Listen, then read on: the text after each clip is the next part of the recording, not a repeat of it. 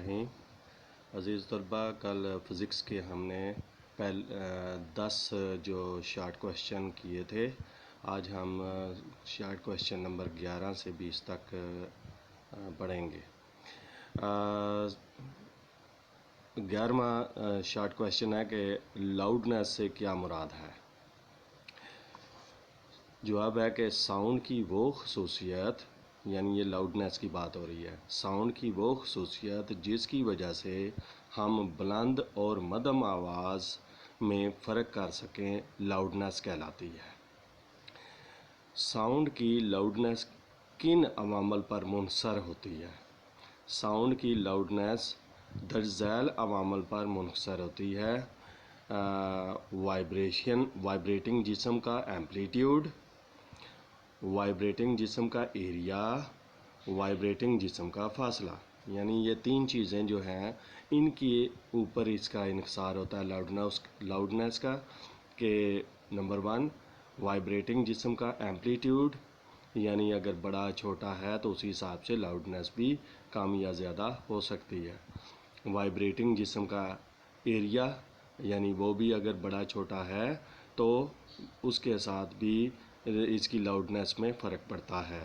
Vibrating جسم کا فاصلہ، اگر وہ قریب ہوگا تو لاؤڈنیس زیادہ ہوگی، دور ہوگا تو کم ہوگا.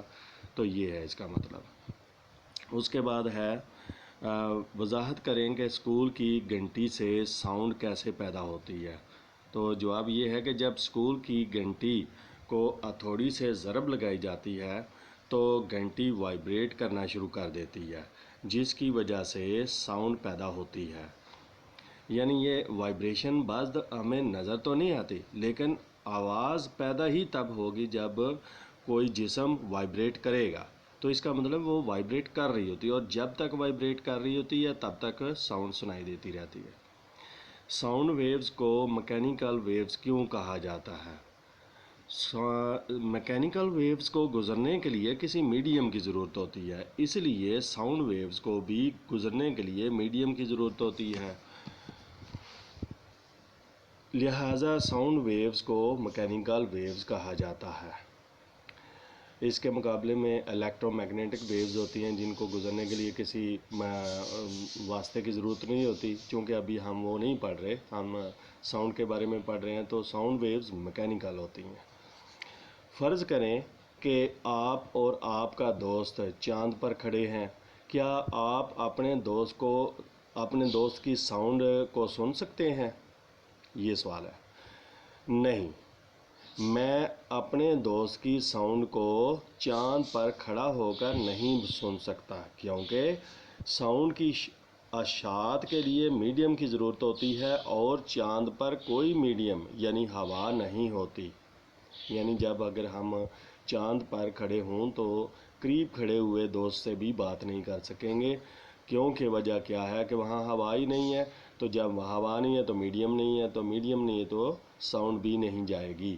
تو اس کے لیے پھر سوچ پیدا ہوتی ہے. تو پھر وہ خلاباز چاند پر کھڑے ہو کر کس طریقے سے ایک دوسرے سے بات کرتے ہیں. تو بھائی وہاں پہلی تو یہ ہے کہ انہوں نے خلائی لباس پہنا ہوتا ہے، اور ان کے سر پر ایک ہیلمٹ ہوتا ہے، کنٹوپ یا ہیلمٹ، جس کے اندر وہ تمام خصوصیات ہوتی ہیں. یعنی آکسیجن وغیرہ اس کے اندر موجود ہوتی ہے جس سے وہ زندہ رہتے ہیں. اور بات کرنے کے لیے بھی ان کو ریڈیو فریکوینسی پر بات کرنی پڑتی ہے، ریڈیو ویوز پر، جو ابھی تھوڑی دیر پہلے میں نے بات کی تھی. ساؤنڈ کی لاؤڈنیس وائبریٹنگ جسم کے ایمپلیٹیوڈ کے ساتھ بدل جاتی ہے. مثال سے وضاحت کریں. ساؤنڈ کی لاؤڈنیس وائبریٹنگ جسم کے ایمپلیٹیوڈ کے ساتھ بدل جاتی ہے. مثلاً اگر ہم ڈرم کو زور سے بجائیں تو اس کی میمبرین کا ایمپلیٹیوڈ بڑھ جاتا ہے، جس کی وجہ سے ہمیں اونچی ساؤنڈ سنائی دیتی ہے. تو یہ ہے اس کی مثال. ساؤنڈ کی لاؤڈنیس وائبریٹنگ جسم کے ایریا پر منحصر ہوتی ہے. مثال سے وضاحت کریں. ساؤنڈ کی لاؤڈنیس وائبریٹنگ جسم کے ایریا پر منحصر ہوتی ہے. مثلا بڑے ڈرم سے پیدا ہونے والی ساؤنڈ چھوٹے ڈرم کی ساؤنڈ سے زیادہ ہوتی ہے، کیونکہ اس کا وائبریٹنگ ایریا زیادہ ہوتا ہے. اگلا ہے کہ ساؤنڈ کی لاؤڈنیس کا کسی جسم کے وائبریٹنگ ایریا سے کیا تعلق ہے؟ کسی جسم کے وائبریٹنگ ایریا بڑھنے سے ساؤنڈ کی لاؤڈنیس بڑھ جاتی ہے اور کم ہونے سے کم ہو جاتی ہے۔ ساؤنڈ ویو کی گمک سے کیا مراد ہے؟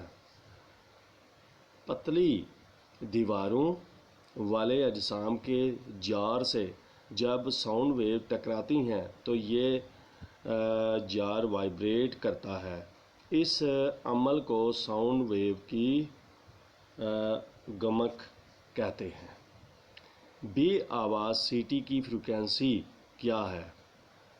بے آواز سی ٹی کی فریکوینسی 20,000 ہرٹز سے لے کر 25,000 ہرٹز تک ہوتی ہے۔ یہ سی ٹی جو ہوتی ہے نا، یہ کتوں کو سدانے کے لیے، کتوں کو اپنے ساتھ یعنی بلانے کے لیے ان کو اس کا استعمال کیا جاتا ہے۔ اب یہ سی ٹی جو ہوتی ہے یہ جب بجائی جاتی ہے تو اس سے کسی انسان کو آواز نہیں آتی، وہ سن ہی نہیں سکتا، بلکہ کتے جو ہوتے ہیں چونکہ انسانی کان سے زیادہ حساس ان کے کان ہوتے ہیں اور وہ 20,000 ہرٹز سے اوپر کی فریکوینسی سن سکتے ہیں، یا چوہے بھی سن سکتے ہیں، تو اس وجہ سے یہ سی ٹی وہاں استعمال کی جاتی ہے اور اس کو الٹرا ساؤنڈ سی ٹی کہا جاتا ہے، تو یہ بے آواز سی ٹی کہلاتی ہے۔